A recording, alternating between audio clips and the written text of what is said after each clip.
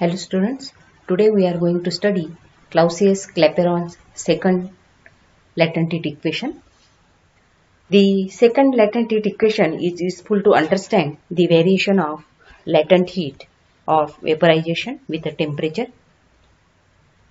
This equation is applicable to a substance undergoing a change from liquid phase, so it is also known as Clausius equation. Figure shows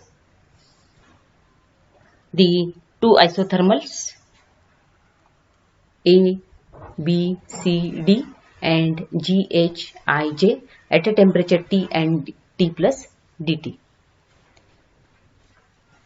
These isothermals are at temperatures less than the critical temperature of the substance. Let us consider isothermal ABCD at a temperature T. It consists of three parts AB, BC and CD. When a substance absorbs heat in liquid phase, then it expands isothermally along AB. At B, it starts converted into vapor. At that time, pressure and temperature remains constant during this change BC.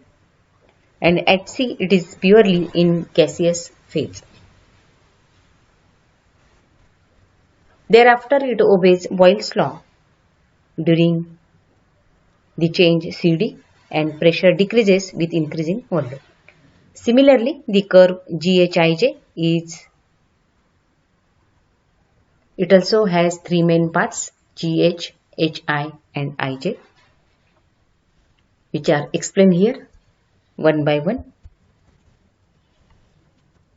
BH and IC are joined by dotted lines in figure. Along BH, substance is in liquid state and along IC, it is in gaseous state.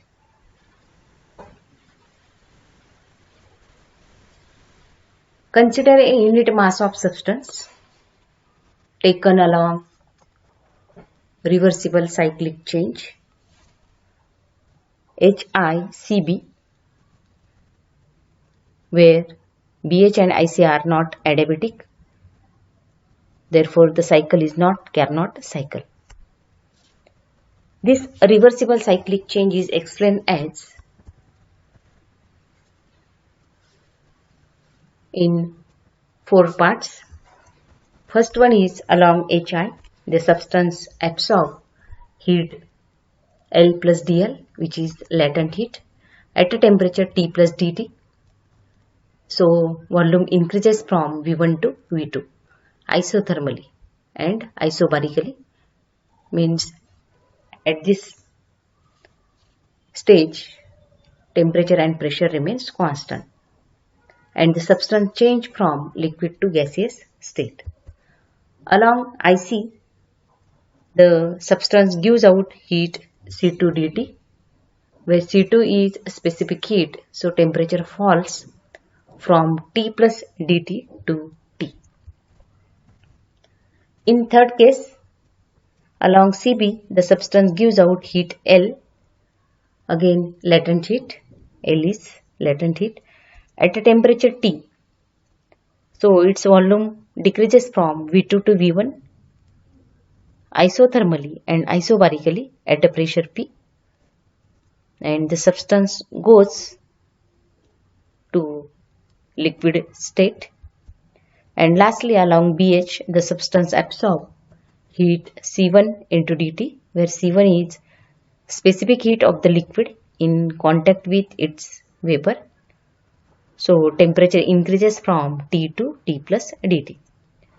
Thus, the cyclic change is over here, and during this cyclic change, the total amount of heat absorbed by unit mass of substance is dq is equal to addition of these four cases, addition of heat in these four cases. So, dq is equal to L plus dl minus C2 into dt minus L plus C1 into dt. So, this L and this negative L get cancelled, and the remaining terms are dq is equal to dl minus c2 dt plus c1 dt. Again these two terms dt is common, this and this. So again the equation is modified and we get dq is equal to dl minus into bracket c2 minus c1 into dt.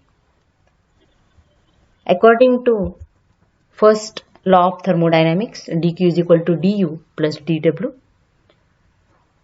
As the original state is restored in the cyclic change, then there is no change in internal energy, means du is equal to 0. Therefore, we get dq is equal to dw, where dw is the amount of work done during cyclic change, and we have to find out value of this dw. For that, we have to consider the figure HICB. The work done dw by the substance is equal to area of the closed figure HICB. When dp and dt are very small, then figure is equivalent to rectangle nearly.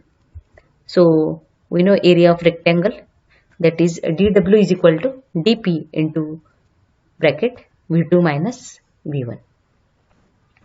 Hence we get dl is equal to dl minus into bracket c2 minus c1 into dt is equal to dp into bracket v2 minus v1. We have Clapeyron's first latent heat equation as dp by dt is equal to L upon T into bracket v2 minus v1. So we get L into dt upon T is equal to dp into bracket v2 minus v1. From these two equations, we get these two equations means this one equation and this one equation, RHS are same, so equating LHS.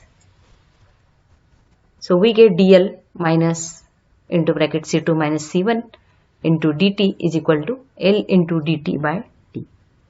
Rearranging this equation, we get finally dl upon dt minus L upon t is equal to c2 minus c1, and this equation is called the second latent heat equation, and it is applicable to a change from liquid state to gaseous state at the boiling point. So this is about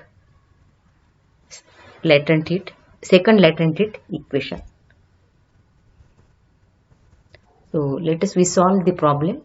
Find the increase in boiling point of water from the given data. So all parameters are given here. First parameter is increase in pressure, that is dp is equal to 1 atmosphere, which is equal to 76 centimeter of Hg. So its value is 76 into 13.6. 13.6 is a density, H rho g. We know the relation. This is value of density of mercury. This is g, acceleration due to gravity. So we get 76 into 13.6 into 980 dyne per centimeter square. Unit of pressure is dyne per centimeter square in CGS system. Then T is equal to 333 Kelvin. V1 is latent heat is given 540 calorie per gram. Then V1 is given here 1 centimeter cube. V2 is 1598 centimeter cube, and J equivalent of mechanical equivalent of heat or Joule's constant is given 4.2 into 10 raised to 7 ergs per calorie. So we have to consider first latent heat equation here, that is dp by dt is equal to L into J upon T into bracket V2 minus V1. So we have to find out increasing boiling point of water, means we have to find out dt. So write down this equation in terms of dt, means dt is equal to dp into T into bracket V2 minus V1 upon L into G. Putting value of given parameters, value of dp is 76 into 13.6 into 980. Value of T is 373 and V2 minus V1, that is 1598 minus 1, that is 1597 upon L. Latent heat is given 540. J is given here. So, and calculating, so we get dt is equal to 26.60 Kelvin. So thus the increasing boiling point with increasing pressure by 1 atmosphere is 26.60 Kelvin. Then second one is calculate depression in melting point of ice produced by increasing the pressure by 2 atmospheres. The latent heat of fusion of ice at 0 degree Celsius is 80 kilocalorie per kg. Then a specific heat is 1.09 into 10 raised to minus 3 meter cube per kg. So dp is equal to 2 atmosphere, means 2 into 1.013 into 10 raised to 5 Newton per meter square.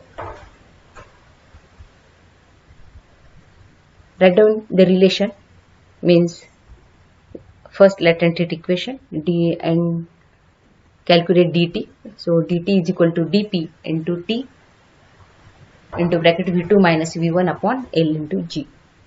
So substituting all parameters, values of all parameters. So we get 2 into 1.013 into 10 raised to 5 into 273 into 1.09 minus 1 into 10 raised to minus 3 upon 80 into 4200. So if we calculate this, then we get dt is equal to, that is depression in melting point of ice is 0.0148 degree Celsius. So in this way this chapter is completed here. So we study latent heat equations, Clausius or Clausius-Clapeyron's first latent heat equation and second latent heat equation, and we also solve the problems which are based on these two equations. So this is the end of the lecture. Thank you.